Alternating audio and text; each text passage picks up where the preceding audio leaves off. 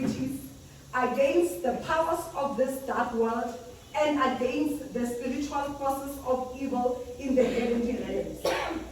16. In addition to all this, take up the shield of faith, with which you can extinguish all the flaming arrows of the evil one. 17. Take the helmet of salvation and the sword of the Spirit, which is the word of God. Amen. Asimala amen. Temboya, o ingwele, phezu baba, dwana bakho, vuso wakho, umsebenzi, libashaswi, temboya, temboya, o ingwele, phezu baba, dwana bakho, vuso wakho, umsebenzi, libashaswi. Sesikhona baba ekseni endlini yakho Jehova. I pray, dear Lord Jesus, khuluma uNkulunkulu oyingcwele ngezwi lakho. Fundisa nalo babekhona uNkulunkulu oyingcwele esisizakala kukho ekufundweni nasechazweni kwalo. Mangabe mina okhulumayo Jehova, ngoba wena baba zenzele ngathi kusami. Egameni likaJesu Kristu ophilayo. Amen.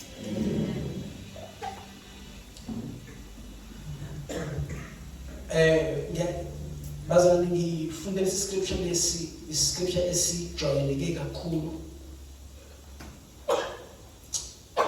Esihlale sisifuna ngicela ukuthi sisazi ngamakhanda. Amen. And I know ukuthi abanye bazalwane I expect if the preacher is going to be powerful, and the scriptures naturally, and then if one is coming with a usual scripture, that hey, I want this man is prepared. But sometimes the issue with the scripture I want to try to read, our talent is one, and you all know what deny for your journey. Amen. Amen. There's a cool scripture, but we tell me start with the topic in 2 weeks before umfundisi uyakhamba. Kusekhona lokho enhlizweni yami ukuthi gcizelele. You can close your Bibles. I'm not going to talk about the scripture now, so that you can give me your undivided attention. Amen. It was amazing to me last week. Umfundisi umnyandi mayefika mayaqala evula iscripture. Wabelwavula incwadi ya John chapter number 50. Felt like there is something that he was confirming. Yet bazalwane into esenhlizweni yami ngicabanga ukuthi kukaningi ngikhuluma ngendaba yokuhlala emvinini oyiwona ukuhlala kuKristu, because ngiyakholwa ukuthi uma umuntu ehlezi uJesu zikhona izinto definitely ezizobonakala kuloyo muntu. Uma umuntu eqhubeka nokuhlala in the church, in life yaloyo muntu izobonakala ukuthi lo muntu lo uyahlanganyela nabazalwane. Amen. In fellowship akuhlali kungenzeki lutho. We fellowship, mark fellowship, i-fellowship inamandla ayo. Amen. No, uma ungena kwi-fellowship yabantu abaphuza utshwala noma kade ukuthanda utshwala, uyogcina sokuthanda ngenxa yokuthi uhamba nabantu abaphuza utshwala. So if you come to church, which is the body of Christ, khona izinto nawe sengiyithanda. ngenxa ye-fellowship ukuthi uhlanganyela nabangcwele. Amen. So impilo yakho izoshintsha. Izinto ezinkulu zizokwenzeka empilweni yakho. Ukubusiseka kwebandla, it means ukubusiseka kwakho. Ukubusiseka kwama-families asebandleni, it means ukubusiseka kwakho nawe. Amen. As we were talking, we spoke and observed the issue yomthetho. Ngakhuluma ngobuhle bomthetho. Ukuthi kukho konke sinakhuluma ngevangeli lokukhululwa kwingcindezi yomthetho, but umthetho wona muhle. Amen. Muhle bazalwane, futhi ibandla lingeke laziqhelelanisa at all. Actually, this thing comes from the church. Ukuthi umuntu ongumntwana kaNkulunkulu abe ne-character. Ukuthi umuntu omzalwane aziphathe kahle. Ivangeli kumele lokho. Amen. Ukuthi as ungumntwana kaNkulunkulu uziphathe kahle. Amen. Phile inkambo ehlanzekile. Amen.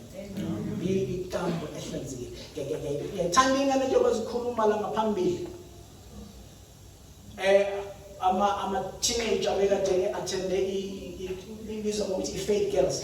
Amen. Ngiyayithanda izinto abayikhulumayo. It speaks of what the gospel stands for. Ngoba ivangeli limele ukuthi impilo yomuntu ishapeke ibe right. Amen. Mthetho nawo wawubekwe ipurpose yomthetho ukuthi impilo yomuntu ihambe nge-order, ibe right. It was for the good reason. Amen. Yet my thing is, in the failure of keeping the law, mawukuthi kenze umuntu awela kulokho, ukuhlula umthetho at any stage, akufanele kube akusiyona into in the covenant esiphila kuyo ekufanele ikususe kuJesu. And I believe in my heart ukuthi njengoba ngilokhu ngikhuluma lento ihlale ezinhlizweni zenu ukuthi akungabe bikho into ekususa kubantu bazalwane kuJesu. Njengoba iBhayibheli, njengoba uJesu ethi ngaphandle kwami ngeke nenza lutho. No matter how much you want ukubonakala umuhle, kodwa uma umthetho ungakwenzeli lokho, uJesu unawo amandla ukuthi ayiguqule impilo yakho, kodwa wena ngokuthi uzohlala kuye. Ivangeli nokushumela kwalo, it's calling people to come to Christ. Amen. We don't have something ethi phuma ebandleni siyaxosha. Asinayo evangeli into ethi suka kuJesu awuqualify. Kodwa into yethu ithi woza kuJesu. Ake uthi woza kuJesu. Amen. Noma sikhuluma nabomakhelwane bethu, ama colleagues ethu, nama friends ethu, into yokuqala esikhuluma kubo ukuthi mabeze kubantu bazalwane. Umthetho, the law, it regulates izenzo zomuntu ukuthi ungenzi kanje but kufanele wenze kanje. Umthetho bazalwane uza nezinto izinto ezithikwayo, this and this, kwenziwa lokho akwenziwa lokho, kwenziwa lokho akwenziwa lokho. It regulates umuntu isiko somuntu obonakalayo in the flesh. Ngisho kahle umuntu esibonayo ukuthi musukazi ukuthi and umuntu aphathe lokho ukuthi kuthiwa mhlawumbe musukazi ukuthi, but yet ivangeli kaJesu, ivangeli kabantu bazalwane,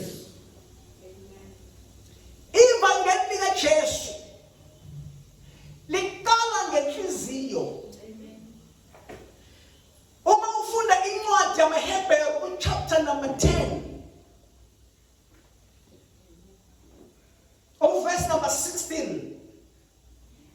Hebrews chapter number 10. Verse number 16. Uthi umbhali lapho, this is the covenant I will make with them. After the time, says the Lord, I will put my laws in their hearts, and I will write them in their minds. Amen. Let me read again. This is the covenant. Jeremiah, Jeremiah. Jeremiah wayeprofeta ngesikhathi esizayo, noma wayeprofeta ngale dispensation esikuyo. Ukuthi I will make with them. After the time, says the Lord, I will put my laws in their hearts, and I will write them in their minds. Hallelujah. So which means that uma umuntu amukela uJesu njengenkosi umsindisi, into yokuqala ivangeli elisebenzayo akusiyona esibona ngamehlo enyama, kodwa ivangeli lisebenza inhliziyo nengqondo yomuntu.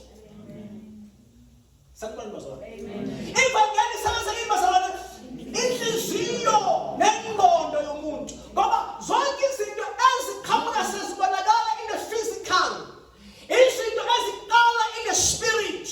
So if the issues are not sorted in the spirit, noma ungawubeka umthetho, but it's difficult for the man to comply with the law uma inhliziyo ingenawo umthetho.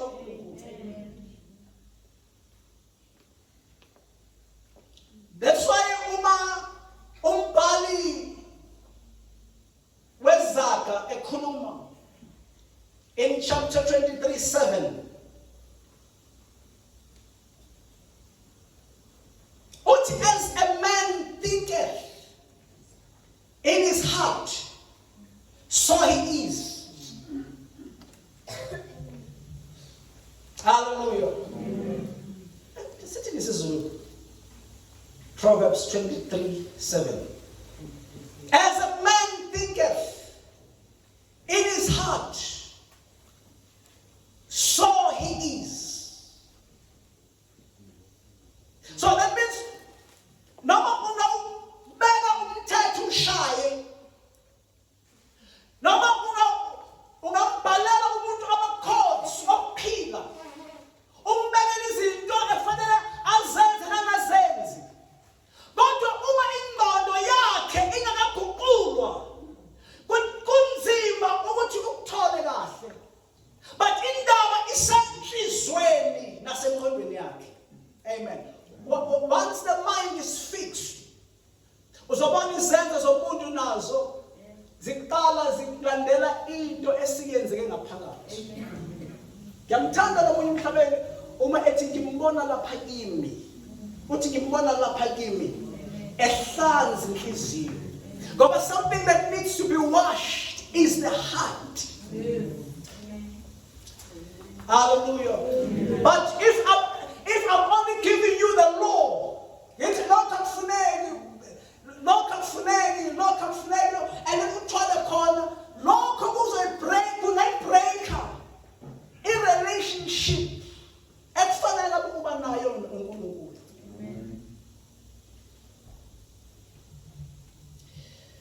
Bangeke basangilandela kuze bekhona manje. Amen. Amen. Amen. If sifunde iBhayibheli in the beginning, iBhayibheli sithola ukuthi umuntu noNkulunkulu bebenobuhlobo obuclose.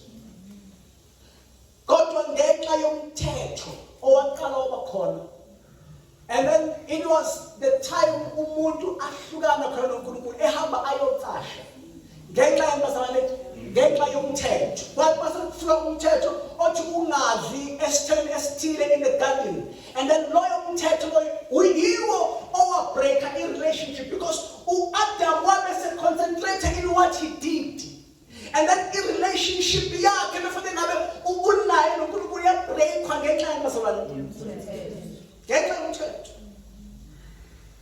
Ngaphethe abanye abantu for a long time here in the church. Kodwa umzalwane wayeza isondweni ngokumnandi sikhonza naye bale sisemncane enkosini. And then waboleka imali. Uthemba eboleka imali kimi. I think waboleka imali nje imali enevelu. And then uthemba eseboleka imali esehluleka ukuyikhokha. And then oqala wangabe seza esontweni. And then nokhulumela ukuthi wayengaseza ukuthi imali ngebhedini ukuthi ngiyakweleta bese ngiyesaba. Ngenxa ukuthi usendaleke ukuthi fanele ngikhokhe imali. And then lento ukuthi fanele ngikhokhe imali semhlukanisa ne-relationship. Ekufanele ngabe unayo nebandla. Alibongwe igama lenkosi Jesu. And now you can imagine ukuthi lo muntu lo ukuba kwakungekho i-issue ukuthi fanele abhadele imali wayezoqhubeka abe sesontweni aze asizakale mhlawumbe kumfundisi namhlanje. Now you understand ukuthi uma ubheka indaba yomthetho ufuna ukwenza ivangeli ungalahlekelwa izinto uNkulunkulu abekufanele azenze kuwe in your heart definitely. Alibongwe igama lenkosi Jesu. Ngiworried uma kukhona into ethi suka ebandleni. Ngiworried uma kukhona into ethi suka kwigift yakho. Ngiworried uma ngibona uhlezi ungekho kwi-worship team ukuthi why uhlezi ungahlabeleli. Ngiworried uma ngibona ungafunctioni in your gift because I know as long as you remain in your gift, I know that as you remain in the church, izinto zizolunga. Hallelujah.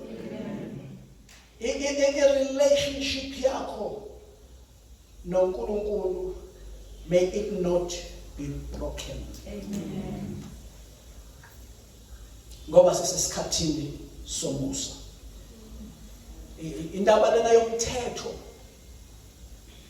bazale ngicebiswe kahle. I'm not saying I never said umthetho mubi, and I'm khulumi ukungaziphathi kahle, kodwa ngikulento ye relationship yokuhlala kuJesu yokuhlala, because lento yomthetho lena iyo le eyenza ukuthi bese ibandla nokukholwa sifune ukwenza kube into ye-religion. Thola abantu abantu be-religion kakhulu. Ma ukholwa kubo kuyinto ethi ibukereke baluna bubi. So belethu kuthiwa babudlamini uthi babudlamini abakufuna ukuthi uma wengeza esontweni because ndizokuxabanisa nobabudlamini ngezwa omunye mangibede ethi babudlamini street ayibuza ngathi awazi ukuthi I want ukuthi nge-street makwenze njani. Because sometimes most of the time ukuthi babudlamini street babudlamini bangangibona indaba yakho ayikho nobusone ne-religion ayikho nobabudlamini indaba yakho inoJesu. Hallelujah. Noma ngabe kukhona into ehetha kubabudlamini okasibabudlamini akayifuna but esinawuzaka kubabudlamini esontweni uze kuJesu kodwa ubuye uthi ngeze kuJesu ngimanikimiki ngaze ngasaba nokusela kodwa uJesu akazange asho lutho because we are not called into a religion kereke kodwa we are called into a relationship. Into yokukholwa is a relationship with God. Our neighbor, relationship with God.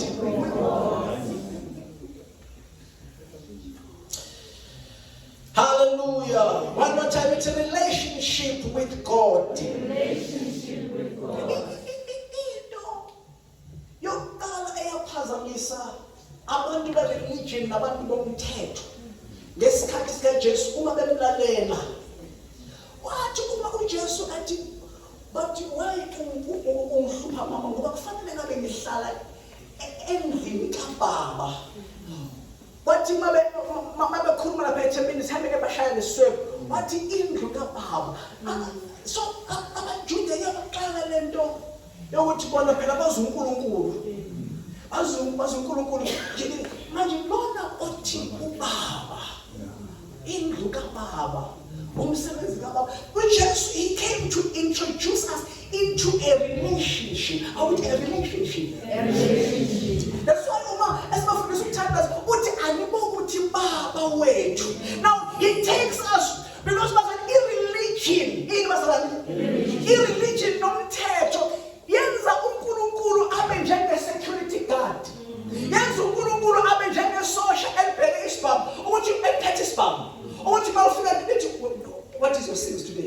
Kwenza izo lengane namhlanje. uNkulunkulu ma i-religion yenza uNkulunkulu simbheke njengomuntu othi wenzeni namhlanje ubani ujoyinile ujoyinile namhlanje uNkulunkulu i-religion yenza uNkulunkulu simbheke kanjani kodwa ubaba kodwa ubani ubaba mawuza kuye ubaba kasho okay wenza izo lengane ubaba unothando ubaba uvule izandla to welcome you uJesu usintroduce kwi-relationship ukuthi uNkulunkulu ungubaba wethu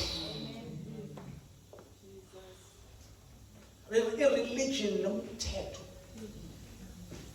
iyo lento lena awathi uma bemqala bemshushisa uJesu eyayihamba phambili babemshushisa ngenxa yomthetho uJesu into kaJesu uJesu bakaxabananga nabantu abanestatini ama-gangster nabantu uJesu uxabane nabafundisi bomthetho uJesu uxabane nabantu libakereki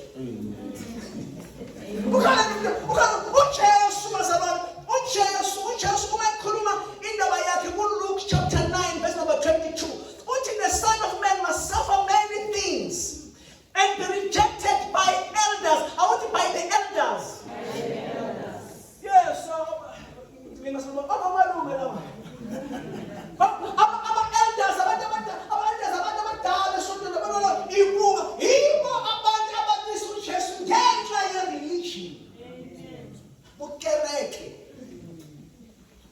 the chief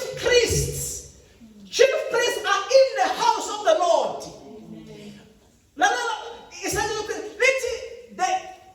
The teachers of the law. Abantu abashushiswa uJesu was the teachers of the law. Abantu lokhafuneka esontweni. Lokhafuneka esontweni. Abantu abanjenga bangena esontweni. So uma bebheka uJesu, no just bamlwisa against the law, but uphulukisa abantu ngesabatha. Uthi abantu bedle bengegezanga izandla. Bakhuluma bamlwisa ngezinto zenyama ezingenamsebenzi.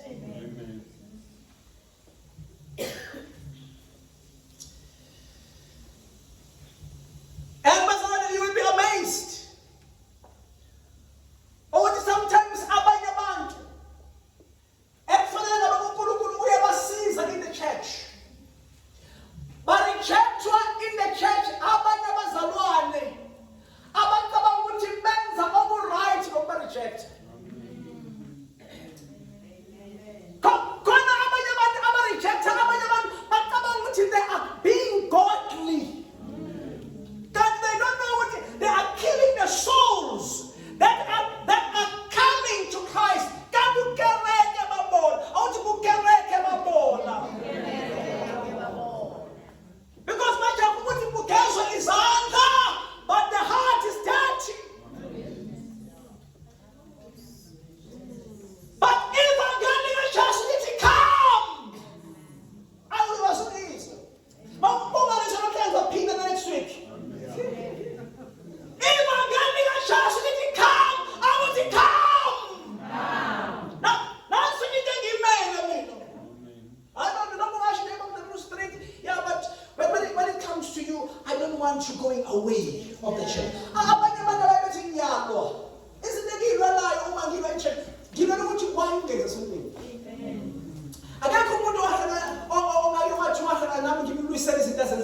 it's kind of thing why in relationship I'm strong with the church because we just in me. Hallelujah. Amen. Jesu walwiswa ama elders ebandla abafundisi bomthetho, the scribes, the teachers and the leaders. Wena uphilisa abantu ngesabatha. Bamlethela umunye wesifazane laphaya. Ethi iBhayibheli wayebanjwe oxotsheni ephila. Bangaka basamlayeli bazalwane. Yabeza nje so nangu ke uMoses wathi lo owenze so kufanele ashawe ngamatshe. Sonke wenithi.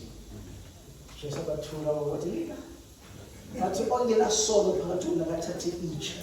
Aqala umshaya. Because uJesu wazi inhliziyo zabo. And uJesu wayesekhuluma ngabasangalaleli. uJesu wayesekhuluma le ndaba ye-adultery. Ufuna Jesu ukuthinta yona kuningi uJesu akukhuluma. Kodwa ufuna nje Jesu ukuyithinta. uJesu wayesekhuluma le ndaba le wathi yazi emthethweni wenu kwathiwa do not commit adultery. Isizwe sishondana sithi ungaphindi ngisho kahle. Don't commit adultery. Kusho uJesu ubakhothela umthetho kaMoses. Ujesu wathi blazi nifuna kuletha lo muntu lelithi asinithi akashawe ngamatshe. Kodwa uJesu no ngayizwa indaba yenu nomthetho kaMoses yokufuna ukushaya umuntu ngoba esephindile esecommit adultery. Kodwa mina uJesu uthi ngoba mina indaba yami ayikho ngalo muntu lesenimletha ngale act le esenibona. Mina ngithi uma umuka wesifazane lustfully ngamehlo enkanuko uthi uJesu then sewuphindile. Amen.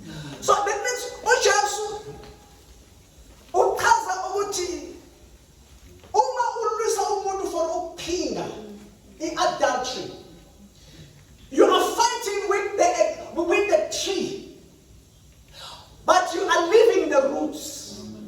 But because ushaya umuntu, but later ikuphi? That is asengaphakathi. So noma ungakushaya, noma ungambopha, noma ungamenzani, but usazophinda yenze futhi leyo nto. Ngakho ukuthi ikuphi bazalwane? So Jesu no indaba yami ayikhona lento ekhuluma ngayo. Indaba yami inenhliziyo. Uthi lento lana uma isasenhlizweni ngilwa nenhliziyo. Ngoba bazalwane zonke izinto eziba khona ziqala ziphile in the spirit. Ukuba bathi umuntu uwile indaba yakhe iqale enhlizweni. Kuba khona i-argument ukuba kude. Awungeke nje lokho uthi ayakho nje baba mhlawumbe uchoba mhlawumbe uwile. Ziningi there will be an argument. Umuntu uzobheka njani uzothini umuntu bengasaboni uzothini no umsini ngani yami uzothini lo msini sonkeni ngani yami mase uzothi ulando uma sobona into eyenzakalayo it's into eyenzakalayo. Amen. Kodwa indaba ikubasa bonke. So indaba bazona ikuphi isenhlizweni. Zonke izinto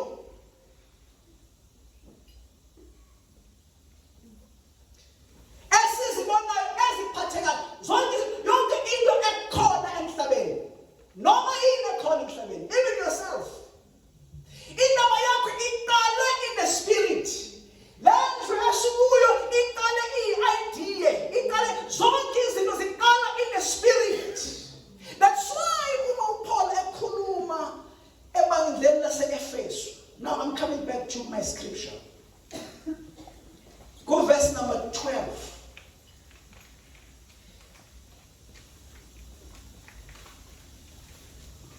Azosebenzisa amazwi athi for our struggle is not against flesh and blood. Akakusho emva kwami ithi our struggle is not against flesh and blood. So that means that the struggle that we have, we have a struggle emhlabeni. Ziningi izinto esidila nazo. Even ukulingwa kwakho ukuthi wena uyalingwa. It's a struggle that we have. It's not the matter of physical things. That's what? Amen. It's not against flesh.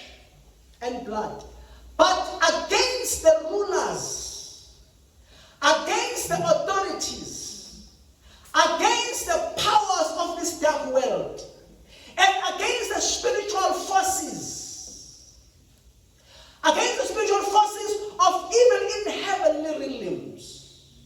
Amen. Amen. Being an issue, yes or no, the sin issue, it comes from the Spirit. The issue of kula, you are sick today, maybe. It comes from the Spirit. You're lacking money. It's not about somebody sabotage, but it is the issue of the Spirit. Accidents, it's an issue of the Spirit. Hallelujah. Amen. So now, when rejecting yourself because of your failures. So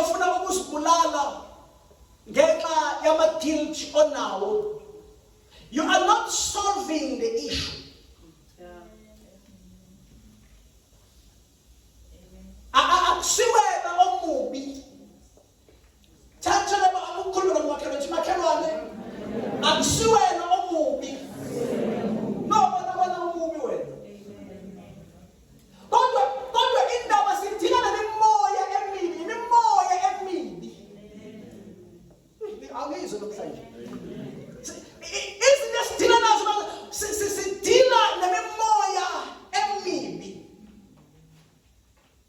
So killing yourself will not solve the issue.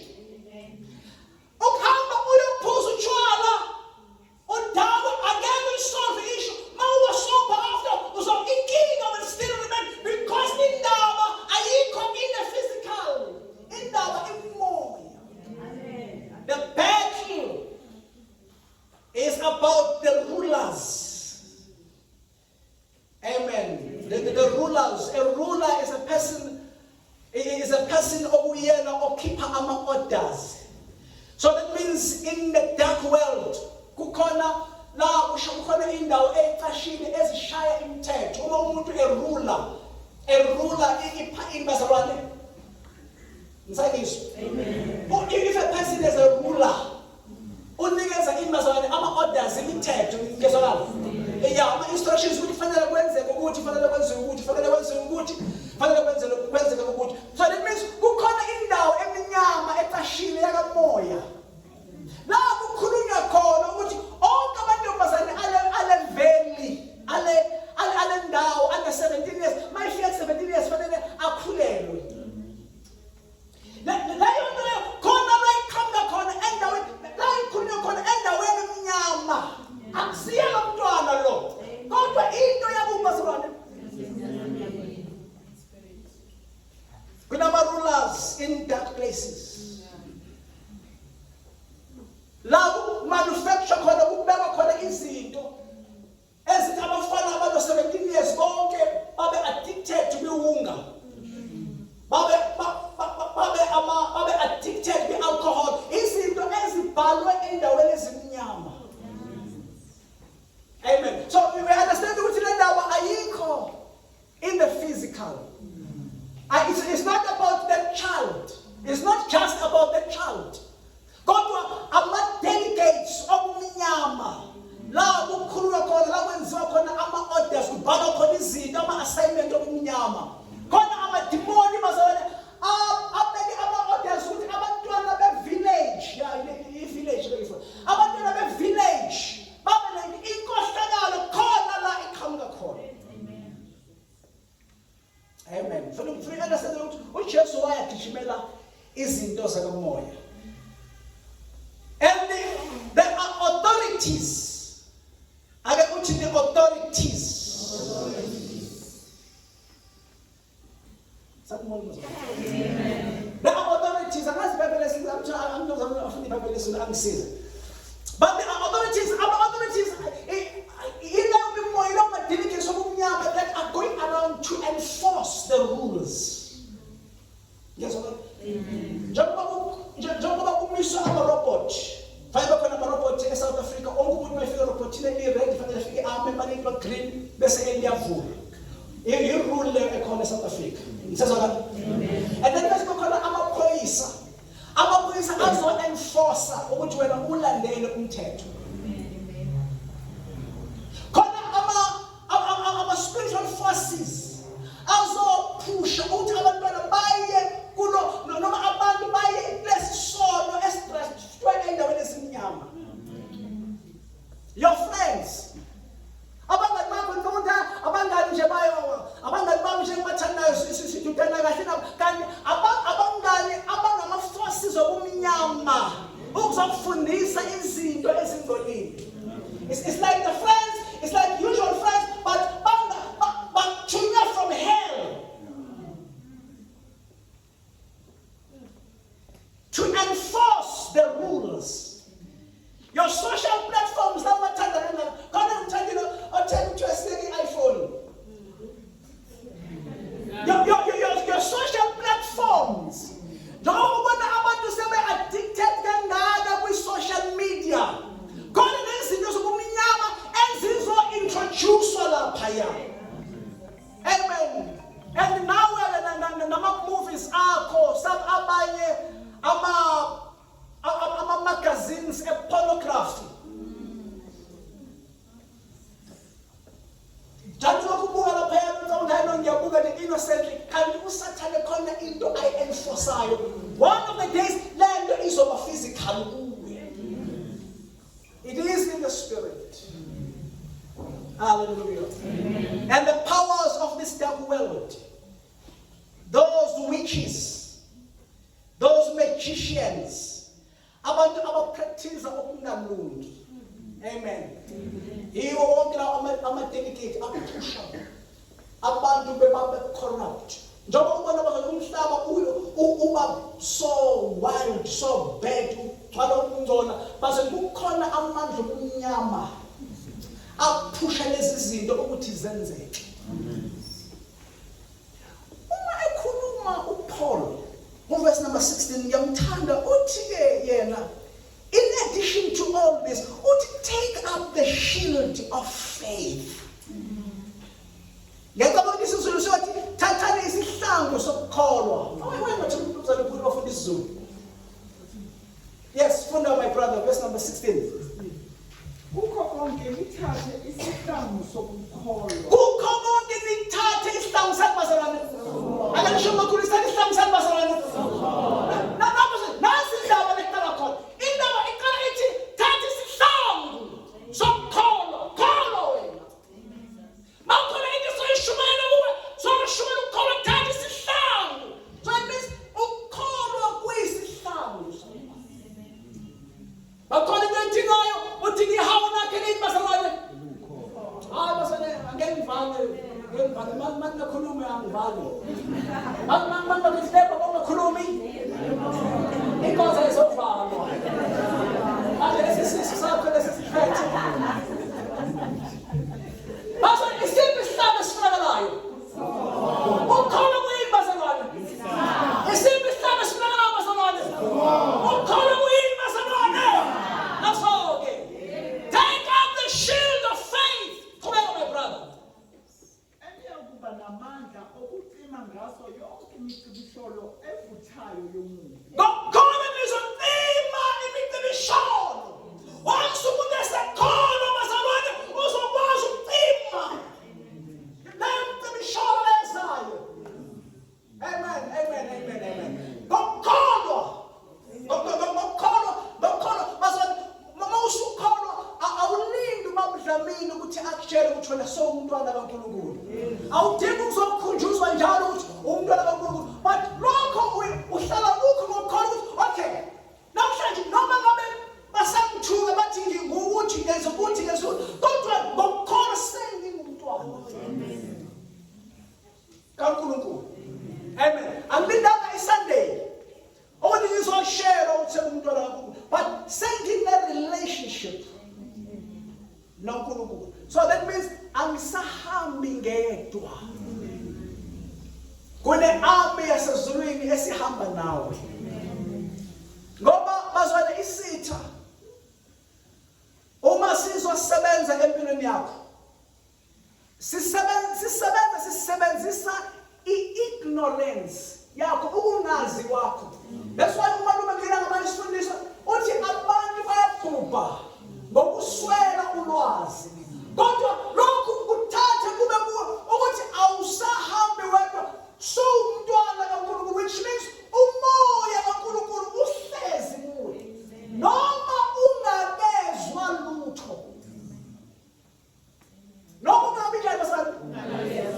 Noma ungakezwa lutho, noma seyaqala ukukuthanda mhlawumbe njengomalume. Njengoba sisinomsa. Kodwa lokhu akuhlala no matter who says what. Kodwa mina ngiyathandwa ezulwini. IBhayibheli lithi ngaphandle kokukholwa akwenzeki ukumthokozisa uNkulunkulu. But it means number one, we need to believe. Oh no, but I'm not alone. And I belong to God. So I'm not going to do what the enemy says I must do. Verse number 17, please read for me, my brother. I'm watching the time. 17. Namukele futhi isigqoko semfundiso nenkemba kamoya eyizwi likaNkulunkulu. Turn the English. It's take the helmet of salvation. Makhuluma nge-helmet noma ngesigqoko, bazokukhuluma ngento evikela ikhanda. Evikela ini basalwane? Evikela ikhanda. That means now you must be in a watch. Ukuthi yini elethwa engqondweni yakho. So that means now you have to try ukuthi ubani okhuluma kuwe, yini izinto oyibhekayo, yini izinto oyifundayo, because lezi zinto ziza emva. So salvation must come out. Your head would know, okay, angisezona lezi zinto lezi. Awuthi inqondo yami mayivikelwe. Uqeda. Helmet of salvation and the sword. Khona imazo kunenkemba. Funa my brother Yesu. Namukele isigqoko semfundiso nenkemba kamoya eyizwi likaNkulunkulu. Nenkemba kamoya eyizwi. That means when the mouth of Noba, God in the heavenly phatha ithi neighbor phatha izwi. Awufuna uneighbor active ukhuluma. Ithi neighbor phatha izwi. One more time, ithi neighbor. Phatha izwi. Uma ukhona into Jesu anqoba ngayo, mayihlasela uSathane wanqoba ngezwi. Wena uthatha ukholwa, uthatha insimiso, uthatha izwi. Ithi neighbor, thatha ukholwa, thatha insimiso, uthatha izwi. Ithi neighbor, noma ngekuthuka kakini, kodwa wena thatha ukholwa, thatha insimiso, uthatha izwi. Lalela, ngoba la kuyo yonke ikingdom i-operator ngokukhuluma. Operator ngakubasabane? Ngokukhuluma. So wena angeke ube yisosha elizonqoba uma uyisosha elingakhulumi. That's why umabazalwane abose isinomsa. Njengoba futhi ngithi ngenza i-example ngose isinomsa. Cela impeke nonke. Sinomsa had an issue emsebenzini for a while. Bengafuna ukumregister. But indaba yakhe angizange inale okuyikhulekela. It was one of the days when I was triggered. I said, Sinomsa, give you a sketch.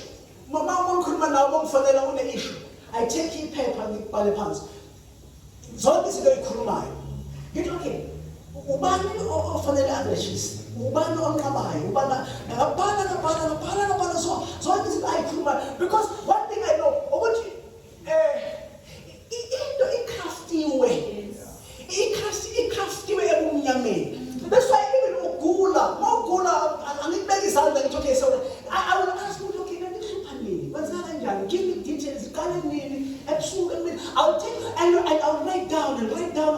Then I wake up in the night. I woke up in the night. Khona ask ukutshepha loyana. Yes, ngikhumbula. Ukutshepha loyana ufuna ukuregister. Ngathi ukutshepha. Basho ebusuku nje, ngathi ukutshepha lento ayenzayo. Ngiyibreaka ngiyaqalekisa. uThemba ngeke asabantu namandla. Ngavuka njalo udaba yonke ifike ibhale phansi. Ngavuka ebusuku ayikhuluma bathi uThemba ngambizwe ngashisa ikhanda likaThemba. Abreaka. Wathi Friday wathi umntwana register. Amen.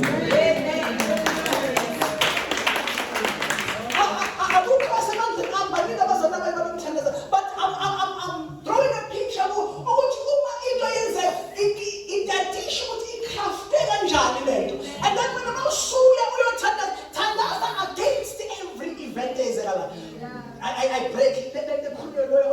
and then when against every event I break it. You break because your did not show up Pigisana, not Pigisana now. It's a name of Pigisana, not Pigisana now. No one can have Pigisana now, Pigisana now. Who have sold Pigisana now? Not the Messiah says, who have sold 12. Not get practice, not let me show Taga Barco. Yanimo in this one, who've got absolutely no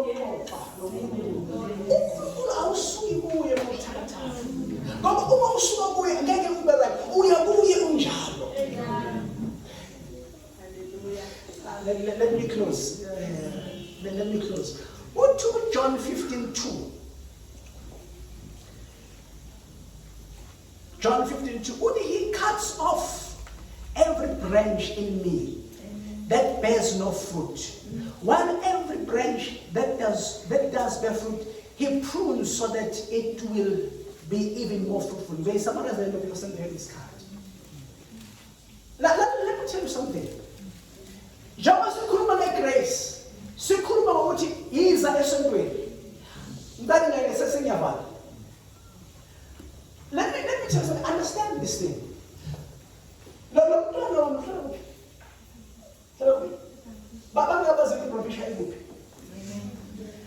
I don't think it will be easy to look at as a land profish. Profish is far. 4 ways. And it's far. Abantu abeza esontweni abezi ngokuthanda kwabo kodwa bonke abantu badonswa uNkulunkulu to come to church. Even now njengoba bakuthola uyabheda emabudlamini akafuni babudlamini ufuna ukukulahla because ukuza kwakho esontweni it's not by your own. Umoya oyingcwele okhona uye okuletha esontweni. Ngizona and umoya uyazi ukuthi njengoba uhlala unomzana ingayengaya ukuthi bakolomzana it's far bakhona umzana mangithandaza naye ngale lelo sasengiyabala uma ngithandaza naye ngiyamtshela uNkulunkulu akafanele lona angaregister emsebenzini because udriver from nangiyalanda ke ngithandaza ikhulumito because udriver udriver njalo afika njalo asifike emkhalekiseni kanti uNkulunkulu sokhe the right ukuthi angaregistered. Ngilande zonke izinto because umoya kuyakhulunywa awuzize akazizeli umalume njengoba mdala lithi sonke ubaba eqesisa umalume akazizelanga udonswa uNkulunkulu. So now in your situation udonswa uNkulunkulu lalela election yavala uma uqhubeka esontweni uyeke ukuthi sona sikubuse waya lento edonsayo iyokhathwa. Lento edonsayo iyokhathwa imbozi yesono nansi la sengiyavala. Lento edonsa esontweni njengoba kuthiwa kuyakhathwa. That's why uma ikhuluma ingelosi lebanga ithi sheshe uphenduke ingase lisuse uthi lesibani. Kodwa into esuswayo uma ungasafuni uphenduka. Bawube nawe usohlala nje ube isithwala sebandla ukuthi hayi wena khona into ezogcina ikhathwa. Uke wahlangana sengiyabala. Uke wahlangana nomuntu owayishisa. Because bazana uma lento njengoba ikudonsa. Lento ngakudonsa ushumele ubheda. Uthole ukuthi ubheda akekho umuntu obheda njengoba udlamini. Kodwa umuntu ushumele nje mara kwahla umlilo. But bese kufika isikhathi la usukhathwe khona. Uthola ukuthi awusafuni lutho ngeso. Awusibahlala nomuntu ukuthi ngisho sebhula esegwela ukufa athi Trump nabazali ngaphandle Trump akasafuni sokhathiwa ungaficwa isikhathi sokukhatha ukuthi ayi yazi kukhona abanye abantu ukuthi ngiyothi mase ngigula sesibhedlela abazona befika ngiyobamkhomelisa uJesu. Then isikhathi inhliziyo yakho ayisafuni neJesu, awufuna ukuthi bange sewukhathiwe. Don't wait. Mama umuntu egula ethi ngicela abazali bangezi bazoza sengiyingcono. Nokuzona ngayikhulumeli. Usekhathiwe. Uya straight esogweni. Indlela yakhe ibheke straight esogweni. Uma wena usekhona into ethi woza. Ithi neighbor. Bakusekhona into ethi woza. Keep coming. Ithi neighbor. Kuzoba right. Let's connect. Heavenly Father, we bless you, Jesus. We bless you, God, that you have a good plan for us. And we're taking way to umoya. Oskutaza nawo day by day. Awenza nawe ukuthi sithande indlu yakho. Moya wakho mawuhlala njalo empilweni zethu. Baba ukuba ngaye sikwazi ukulwa. Nawo onke amafasizwe. Baba ngiyathandaza egameni likaJesu ukuthi ibandla lakho libathise. Ibandla lakho kusame lipheke courage. Ukuthi uNkulunkulu engcwele lingaze lakhathala. Kepha njalo ligijime. Liphikelele Jehova emgomeni omisiwe. Egameni likaJesu Kristu break up all the omkhathi. All the discouragement. Everything that is set in dark places. I break it, heaven, Father, by your power. I pray that God, your spirit will remain upon the church and may be encouraged in the name of Jesus. Busangosia, Busangosia,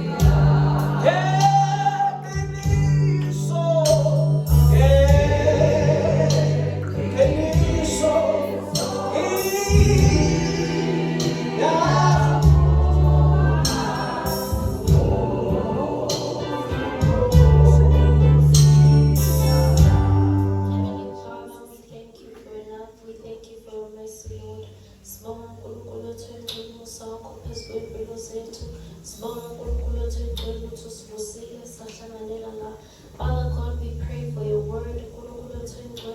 Ukuthi izwi lakho mahlale kuthina, uNkulunkulu wethu engcwele.